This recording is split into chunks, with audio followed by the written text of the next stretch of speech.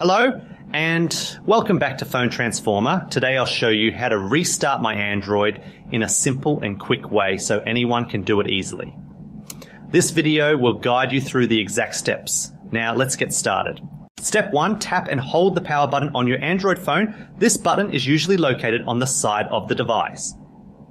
Holding it down brings up the power menu, which is important because it gives you control options like restart or power off. Step 2, choose restart from the options you see on the screen.